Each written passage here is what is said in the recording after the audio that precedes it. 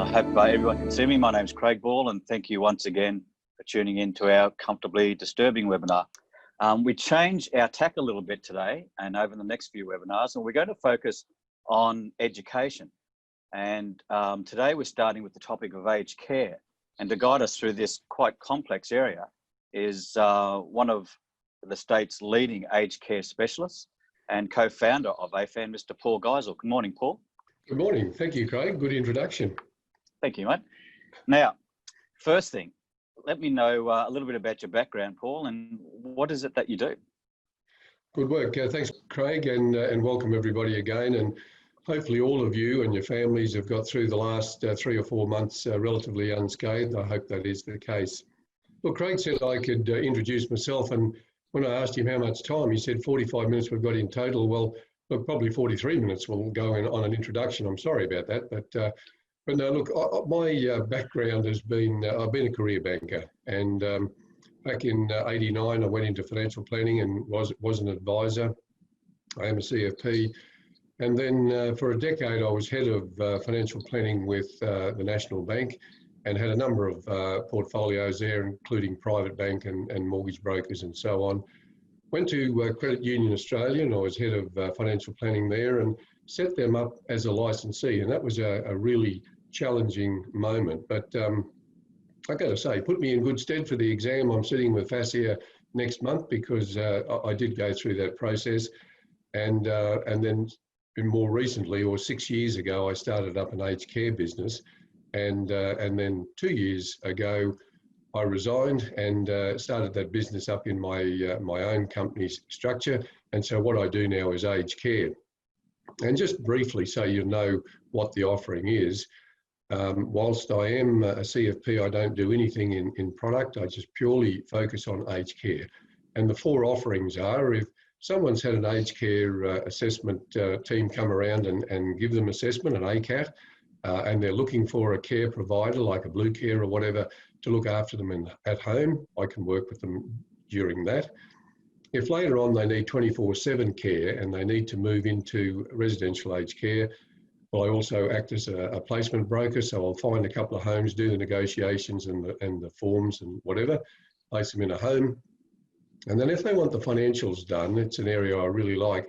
I do a statement of advice or a strategy paper. And it's not unlike what you would do for a client, except I don't have any product, and I'll give them 3 to 5 options on how they can fund it, and really let the client make up his mind with encouragement from me. And fourthly, as a mediator, I'm not a qualified mediator, but I like to go to people's homes, sit down with mum or dad over the table and have a cuppa with another family member, and just let her know what her options are. So just hopefully that just gives you an overview of me and the aged care service that we offer through AFAN. Well, Paul, with aged care, we see all the advertising on television, but it's not something that we deal with until it's literally thrust into our laps. Now, if I was suddenly having to deal with an elderly parent who needed aged care assistance, what are my first steps? Yeah, good question, Craig. Look, I think as advisors, one of the things we do very well is listen. And I think when you're dealing with an elderly person, whether he or she is related or as a client, just listen to what they've got to tell you. Just find out the story, what they think they need, where they want to go, how much they understand about the aged care system. And then I think it would be appropriate to bring in someone like myself. And look, we might do a joint interview with that person just to see what their needs are and how we can help. So look, I think, as I said initially, just listen to what they're saying and try and record that. So it would certainly help me to help them a bit further down the track. What about consumers though, Paul? I guess I was more talking from the consumer's point of view, because we have access to specialists in our field, but the consumers, often they don't know what to do. You know, all of a sudden, mum is starting to lose capacity, or dad's starting to get a bit dithery. Where do they turn to? Where do they go? What's the first step? Mum or dad, or you acting for mum or dad? The child acting for mum or dad, yeah.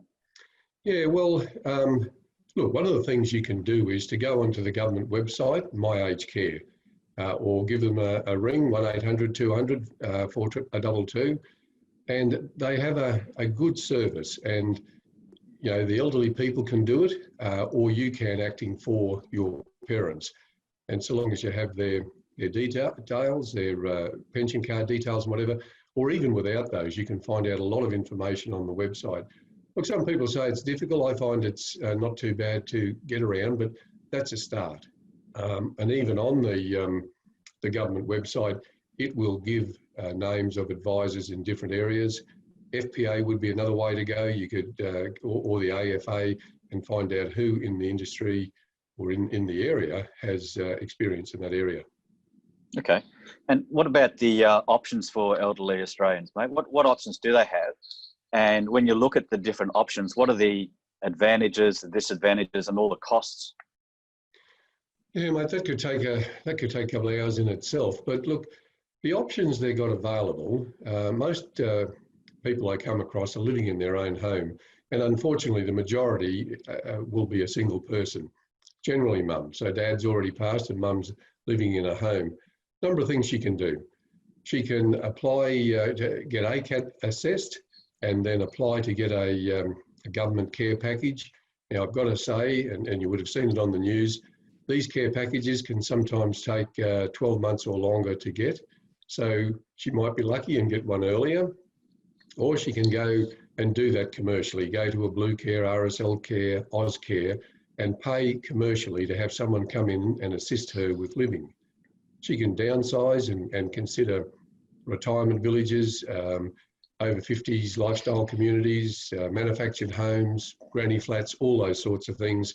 Or she can go into residential aged care and get 24/7 care from qualified people. So there are a number of options, but most old folk, and quite often the adult children, aren't aware of what those options are. Mate, you mentioned the advisor before. Now, I'm a risk advisor, and I specialise in a particular area. But just now, I'm starting to get a few clients start to broach this particular subject, and it's a subject that I have no experience in. So what do I need to do to make sure that my clients' parents are being steered in the right direction? Yeah, again, it's probably a little bit like the first question. If you're the advisor and you don't know what to do, again, ask the people what they want to do, what their knowledge is, etc. If you're an advisor and you wanted to learn more about aged care, there are a couple of great accredited groups in Australia. One is Aged Care Steps, Louise Biddy, and that's who I did all my training through. There is another one, and that's why I work in aged care, because I can't remember it at all. But anyway, it'll come to me halfway through, and you'll be asking me a question about something else, and I'll just blurt it out. But there are places where you can do, you know, half-day and one-day courses. But look, I think, again, you've got to seek help, because it's a very emotional time. It's a stressful time. And the worst thing is that if you're the adult child, you're having difficulty understanding it. What shape is mum going to be in? So again, call someone who's qualified in that area to come along, talk to your mum or your dad in your office, their home or whatever, and let's do it together. Now, Paul, you mentioned ACAT, and one of the things that we're really good in our industry is coming up with different acronyms. Yes. And I've noticed that in the aged care space is that there's a plethora of acronyms. Can you tell us what they all mean? I'll have a crack at it. I might get Georgia to put up a slide right now, if she wouldn't mind, please. The first slide, just really an overview of how aged care works. If someone's going into residential aged care, they're the four fees they're likely to pay. The first one on the left of your screen, it's called a refundable accommodation deposit. So we call it a RAD. And if you are going, a RAD is very similar to those of us in days gone by may have rented a house or a flat or whatever when we're going to uni or school or whatever it was. And if you did that, you paid a bond to the landlord, and then if you were a good tenant at the end of that, they'd give you the bond back. The RAD is the same thing. The average in Australia is 400,000. In Queensland, in Brisbane, it's about 500,000. So you might be asked to pay a RAD, a refundable accommodation deposit, guaranteed by the federal government, and will go back to the estate or to the resident if they move on.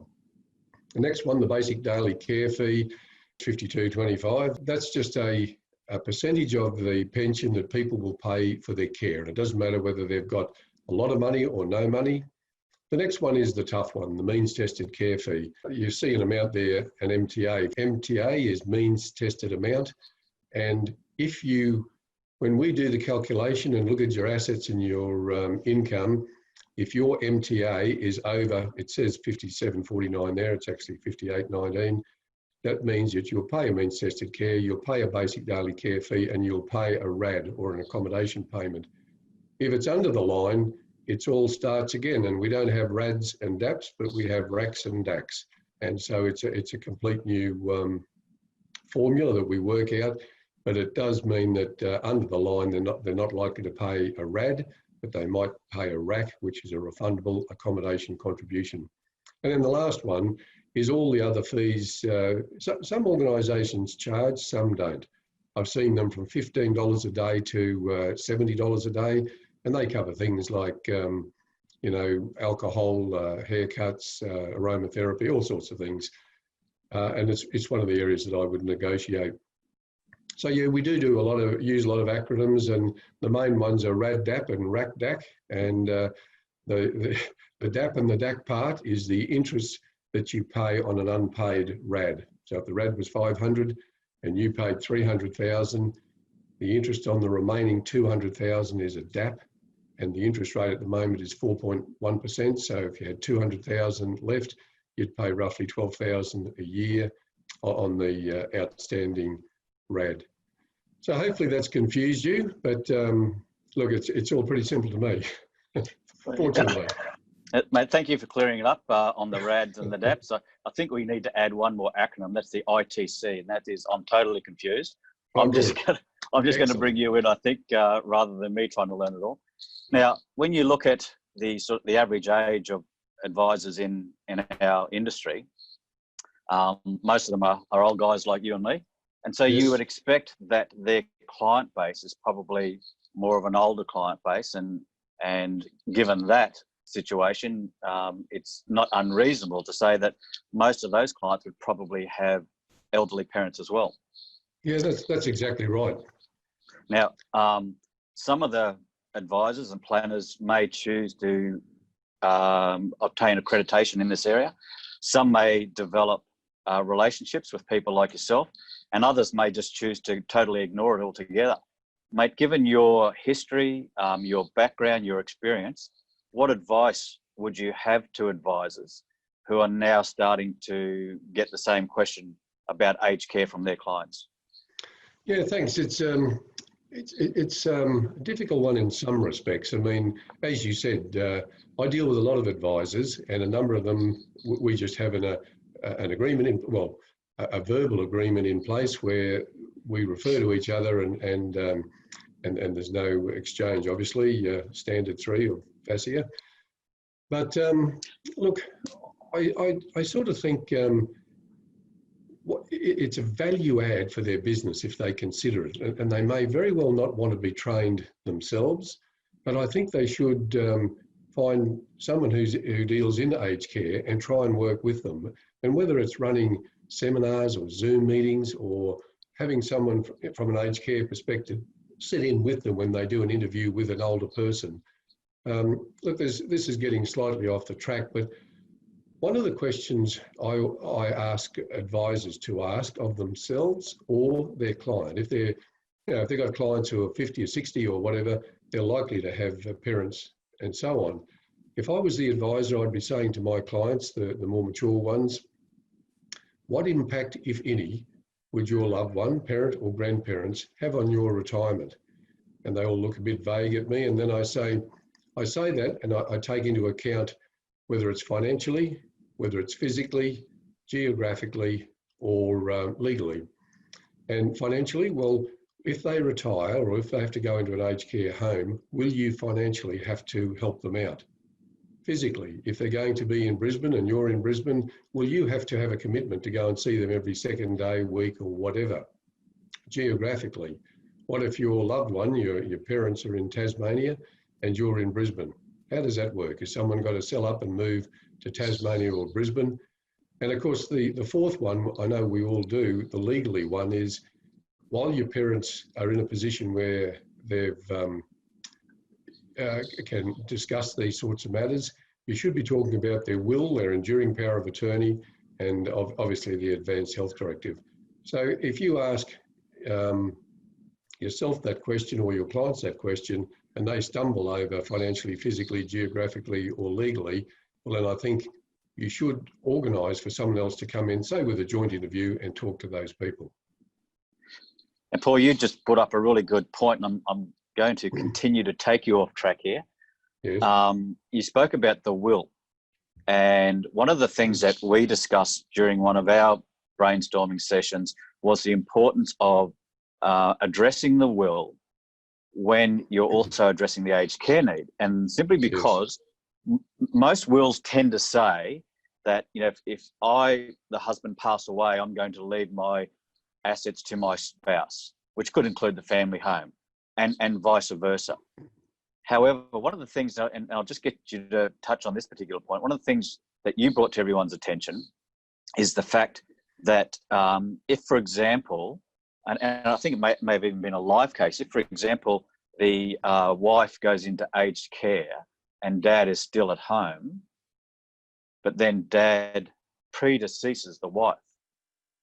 And you spoke about the effects that that can have on the funding for that individual. Are you able to just expand on that a little bit? I surely can. In fact, what I might do is I've only got one other slide. And Georgia, if you could bring up that other slide, it'll help me also explain what I'd like to talk about. All right, so what Craig said is absolutely right. So one of the strategies we use is John and Mary live in their home. They've got $1 million, and this is fairly normal in Brisbane. They might have 50,000 on term deposit, and they might have you know, a couple of shares in Qantas or CBA or whatever. So one of them has to go into care, John. So while they're in their home, John and Mary are in their home, their $1 million home is exempt for Centrelink purposes. And on the other side, on the left-hand side, the aged care side, they're exempt from the means tested care fee. So John goes into care, again, on the right-hand side, he's exempt, the home is exempt because there is a protected person living in the home, that's Mary, and it's exempt on the left-hand side as well. But then down the track, Mary needs to go into care as well. So again, we know that the home is exempt for the next 2 years. It can sit there, it can be rented out or whatever, but it's exempt for the pension. So they've got 2 years to think about what they're going to do. On the left-hand side, this is where they get caught. The left-hand side, the moment they both move out of the house, although it's worth $1 million, it's assessed by Human Services as $171,535.20 each. So they then sell the home, which is the next arrow down, and they've moved into the residential aged care, and the $1 million exempt asset, their house, for Centrelink purposes, has become $1 million RAD, which is an exempt asset for Centrelink. Where they get caught out though is when the house was still there and no one was in it, they had an asset of $171,000 each. So that means they would have to pay a means tested care fee. Once they've sold the house and it goes into the RAD, it's fully assessed. So all of a sudden, both John and Mary have an asset of $500,000 each. Now what Craig was talking about is right. So if we look at that particular case, so John goes into care first. They've got $1 million in the home, which is exempt. They've got 50,000 in the bank. We'll say that's all they've got. So he goes in, his asset is 25,000. So he would enter residential aged care as a low means, fully supported resident. So that means the government picks up most of his costs. Now where he gets caught out is once Mary moves in, his assets increase by 171,000. How the system works is John never loses his title of being the low means fully supported resident, but as his assets increase, like when they sell the house and whatever, he will be reassessed every quarter, and Human Services will charge him additional fee for his accommodation. But what Craig was talking about is the next part of that is, if you've got two people going into care, look, most times they don't want to be separated and they want to go in on the same day. But sometimes we'll do that. We'll move John in one day, Mary the next day. So John goes in low means fully supported. Mary goes in as a full fee paying client. Now, that is a time when we would suggest to them they should get their wills revisited, because if John is a low means fully supported resident and Mary predeceases him and gives her $500,000 to John, all of a sudden he's paying a lot for his aged care. So we'll often say to people, we don't do it, we just recommend that they go and talk to a legal person, that maybe they change their wills. And at that time, Mary may change her will to give it to other family members. So if she predeceases John, John's situation is not impacted, is the long answer to your question, Craig. And it's such a complex area, Paul. I think that's one of the advantages we have here at AFAN, is that when we're dealing with these complex areas, we're able to get all of the decision makers and all of the professionals around the table at the one time.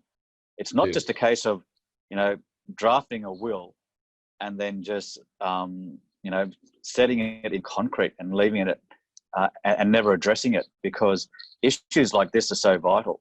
And we need to make sure that the family members, the decision makers, the lawyers, the accountants, and their professional advisors are all on the same page. Otherwise, it can just turn into a big mess.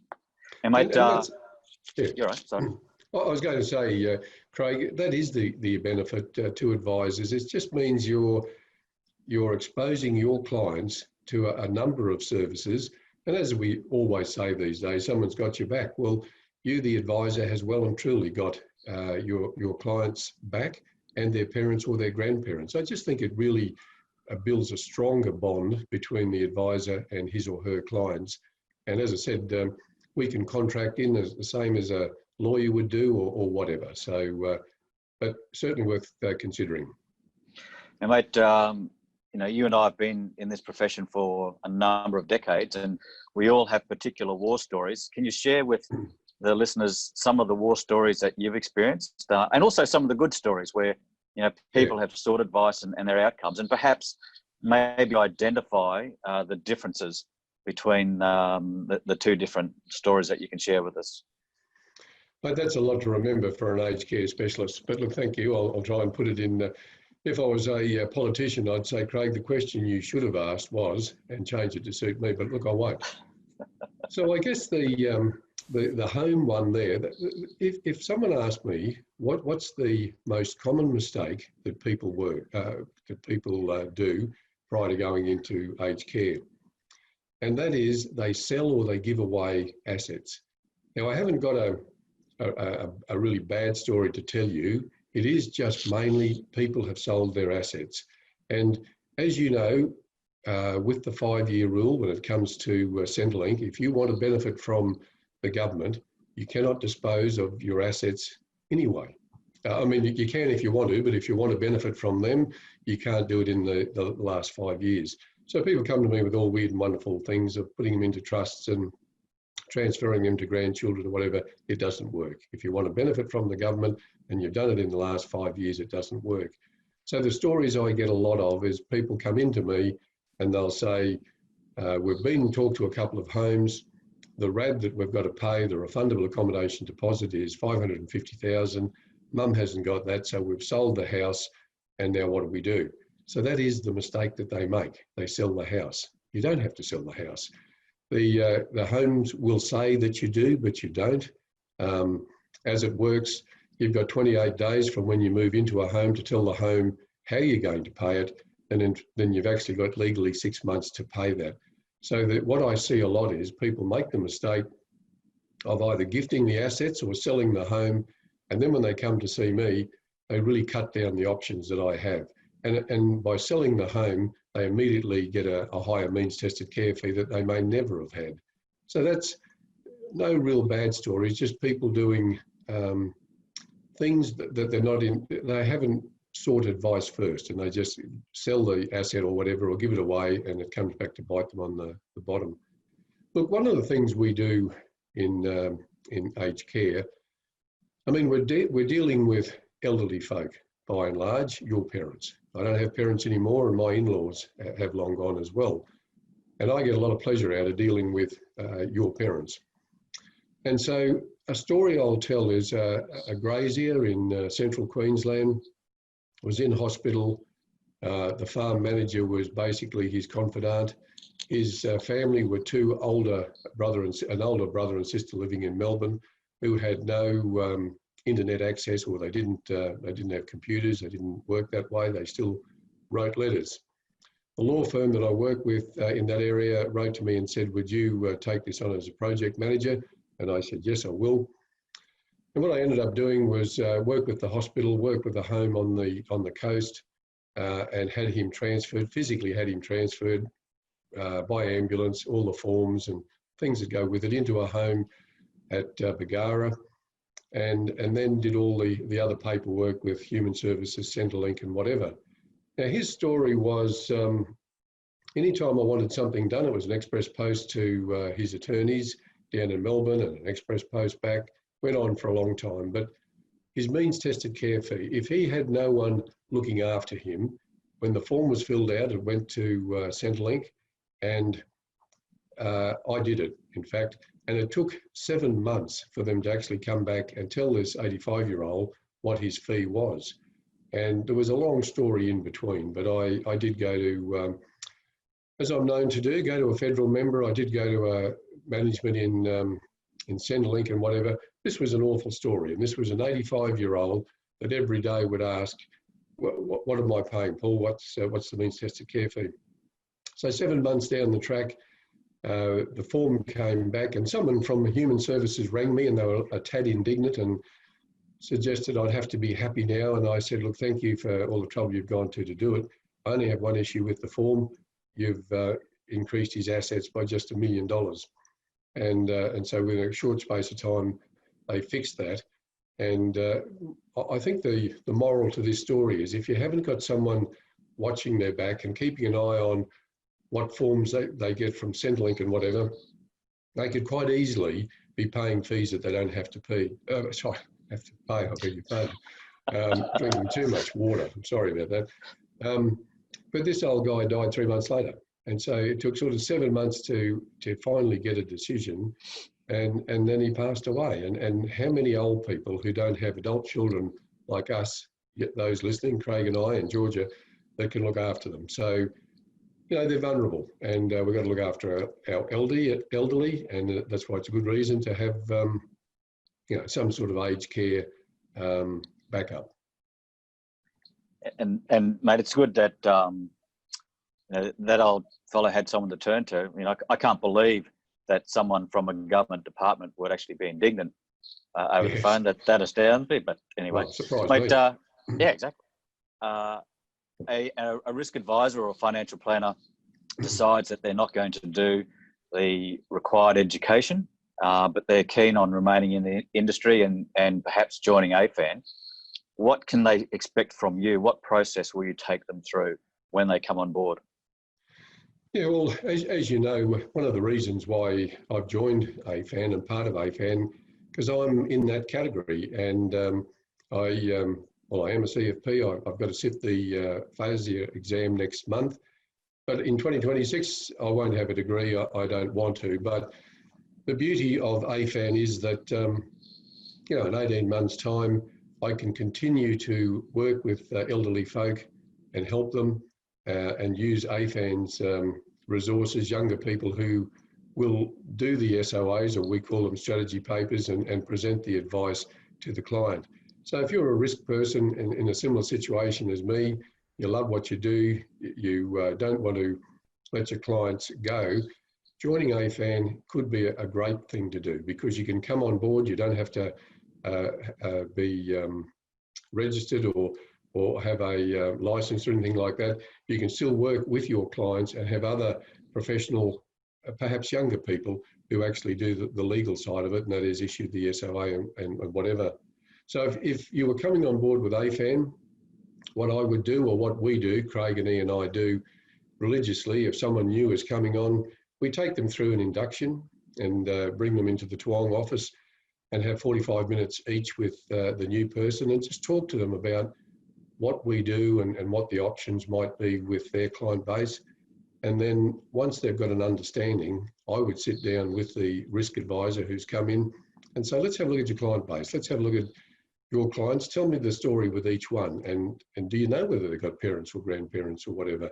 And then at some stage, we might do small gatherings and just give general advice, or we might do joint interviews with your clients, the risk advisor's clients, and then do those interviews with their elderly. So look, a lot of options. It gives you the option to stay working, to have a sense of purpose, and know that your clients are going to be looked after well, because you'll be doing most of it. It's just that we'll look after more of the compliance part. And there's other things that we can do for them, whether it's, in the credit side or the estate planning or aged care or whatever. Hopefully that's answered that question. Paul, I think the main point that I get out of that is when we're advising in a particular area, often we'll put the blinkers on a little bit and we're looking for opportunities in our particular area of expertise. But when I get to open up a file, a client file, and have your eyes run over it, then you see opportunities that I don't see. And it's just a case with anyone who joins AFAN of, number one, understanding what that area is, whether it's aged care or estate planning, understanding what it's about, understanding what it is that we look for, so that it's essentially taking the blinkers off a particular risk advisor to say, let's look at this particular client through a number of sets of eyes and look at all the opportunities. But it's also having the opportunity to sit beside yourself, for example, and go through that interview process and actually go through the process of placing someone in a particular facility. When you do that over and over again, all of a sudden you become familiar with it. And then you start to notice those opportunities, not only within your clients, but in everyday life. If you're having a barbecue or you're out with some friends and in general conversation, someone mentions that, all of a sudden you're a little bit more familiar with that particular issue that person's talking about, and you can steer them in the right direction. You're not giving advice, but you can certainly steer them in the right direction. And I think that's essentially what we're trying to do at AFAN, is just show advisors who join what opportunities are available in their client base, because the opportunities are enormous, but we can't see them at the moment. Now, I think we might open it up to the viewers and listeners, if that's okay. Georgia, I might hand over to you, please. Are there any questions from the attendees? There are. Thank you, Craig and Paul. That was great. And I guess just, on that point that you were just making about having access to the expertise of Paul and of Craig, I think that's one of the wonderful things about a fan. It is like, as we say, it's like a warm blanket. And I know personally, that I've been in the situation looking for aged care options and being able to talk with Paul and utilise his expertise. And he's such a caring and experienced man. It really is a warm blanket. And same with Craig's experience with estate planning. And I think that's one of the wonderful things about a fan is, as we get together, every week, to be able to talk about those things and have people that we know have an area of expertise to help ourselves and our own families, let alone our clients. Absolutely. So yes, we have a number of questions from our guests. Paul, what issues do you encounter with multiple siblings and differing opinions on using the estate to fund aged care? Yeah, look, good question. If I'm doing a strategy paper for the family, an SOA if you like, I'll generally come up with between 3 and 5 options. And in my strategy paper, I don't make a recommendation for that particular reason, because I'm doing a lot of Zoom meetings at the moment and looking after a very busy family this week when there's 7 siblings, and they all have different views. So what I do is I'll work out, let's rent the home, let's sell the home, let's get an aged care loan, let's pay a full RAD, let's pay a RAD-DAP combination.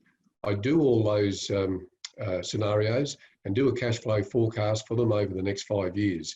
I don't make a recommendation purposely because I like it to be sent to all the family, they understand it, and then I don't mind if I've got to have 2 or 3 interviews after that, whether it's face-to-face or Zoom or whatever.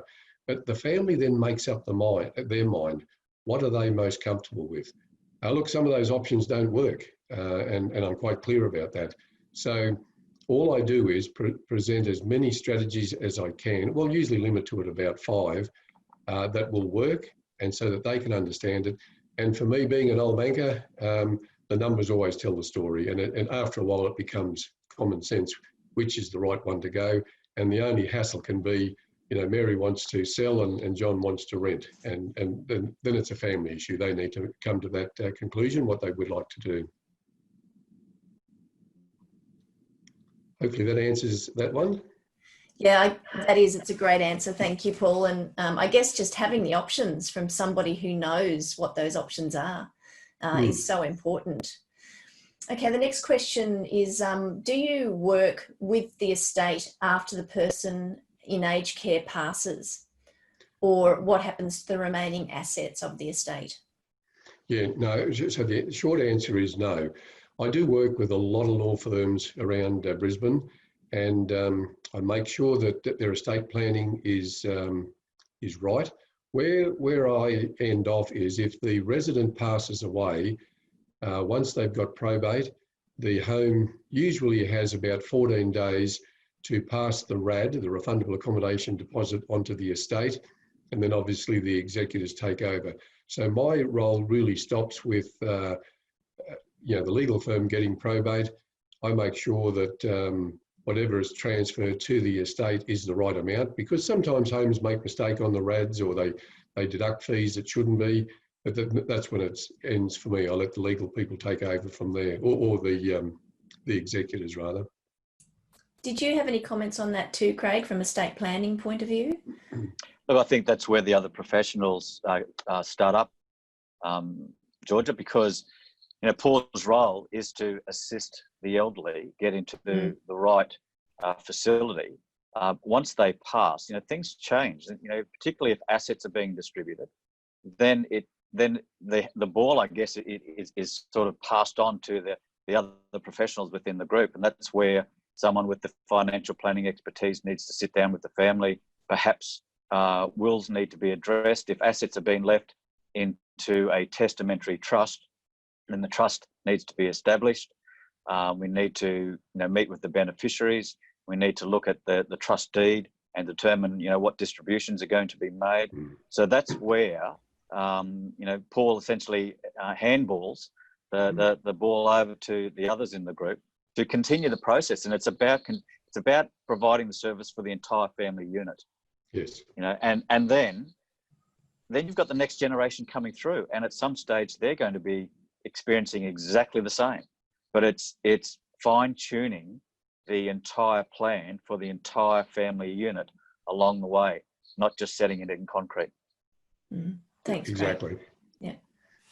Another question, Paul, is it difficult to predict what level of care the elderly need and when they need it?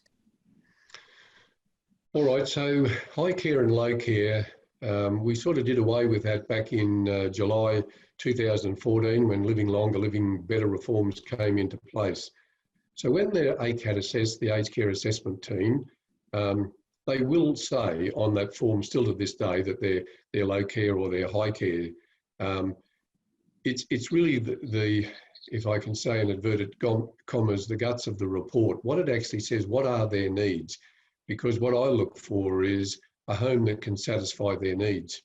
And look, sometimes the hardest person to place is someone with low care needs. They might have all the money under the sun, but their care needs are quite low. And the residential aged care homes, the nursing homes, often will balk at them because, you know, they will ask the question, why is that person coming into a nursing home? Maybe they should stay in their own home and have care brought in. as I said, with a care package after they've been ACAT assessed, and or in conjunction with a commercial package. So they might, the package, like a level 4 package under the government care package scheme is about, I think it's about 56,000. And 56,000 is not going to buy them 24/7 care. It will buy a number of hours per day and generally 5 days a week. But they can work that in conjunction with a commercial arrangement with the same provider. So the low care and the high care is more important from the nursing home's point of view. So we're more looking at the high care and what are their specific needs and can that home actually look after them. The low care is fairly easy, as I said, because it can be done at home or whatever. I hope that answers the person who asked that question. I think it does. Just another question, Paul. With COVID, how has that affected? I know you've been really busy lately. So can you tell us why everything's so busy for you right now? Yeah, well, it's been a busy year, and I fully expected with the bad press and the Royal Commission that people wouldn't be going into homes. There'd be more people saying, we'll just stay at home and have care come in. But it hasn't stopped me. All it has done has prevented me from going to the homes. So I would know, I have visited most homes from Mackay to Toowoomba to southern Brisbane over the last 6 years. And I always say, as part of the business, I will beat your client or the resident to their home. I've either been there or I'll beat them to it. So just making sure that I did do all the right things with COVID. I stopped having the face-on interviews, so it was all Zoom or teleconferences or whatever, but there was no shortage of people wanting aged care advice. And look, part of it may have been, these are crude terms, but the hospitals may have been wanting to clear out beds, make more beds available for COVID patients. So I do work with a number of the major hospitals, and they send me referrals all the time. So that could have been part of it, but it didn't stop me from doing what I was doing. I just didn't get the opportunity to go out and have a cuppa and a lamington with mum in her home, which was a bit of a pity, but it just kept on going. And there are a lot of people that I haven't even met, the families or the resident, because it's all been done from home, Zoom or whatever. But yeah, there was no, it just simply prevented me from physically going to homes. Okay, good to know. Well, that's all the questions we have for you specifically, Paul. So thank you for that. Pleasure. I'll hand back to you, Craig and Paul. Thanks, Georgia, and thank you, Paul. Look, I think everyone, if you have any specific inquiries, jump onto our website, and our contact details are there, or you can call Paul direct. His contact details are there as well. But I think, as Paul emphasised, it's really important that you get good advice beside you. I've always been of the opinion that I'm okay in one or two areas, but I have a lot of areas that I just don't have the knowledge, and I'm not afraid of saying I don't know, but I'm pretty lucky because I've got terrific resources around me. People like Paul and Ian who I can bring in and who have the knowledge and who can offer clients the very best of care. Now, in a fortnight's time, we're going to be sticking to the education theme, and we're going to be looking at estate planning, and with a particular focus on a lot of areas that are commonly overlooked. And I just want to once again put you in a position where you can take the blinkers off a little bit and possibly look at your client's circumstances through a different set of eyes. With the estate planning process, we're going to be covering a lot of the different things, not only the assets that will be going through the estates, but also the assets that won't go through their particular estate, and how clients can ensure that they control those assets or pass over the control to the right people. Thank you very much, everybody, for your time this morning. Good luck. If you haven't done the phaser exam, good luck. I know Paul's going through that at the moment, and he's probably a little bit frustrated. We've had quite a number of calls, but stick to it. Get the phaser exam. If you have trouble, call on your colleagues who have done it. go to your licensees or your BDMs, or even the technical people in the insurance companies. There's help there. Don't feel like you've been backed into the corner and there's no solution. Call us. I did it in November this year, and recently I just completed the ethics subject with the graduate diploma. So I understand what you're going through. It's really frustrating, I know, but stick to it. Get through it. If you're struggling, give me a call, give Paul a call, give someone a call. Don't just throw in the towel. There are options there available for you. So thank you once again. Hopefully we'll have you all tuning in next week for our estate planning webinar. Have a great fortnight, guys, and we'll talk to you then. Bye-bye. Thank you. Thanks a lot.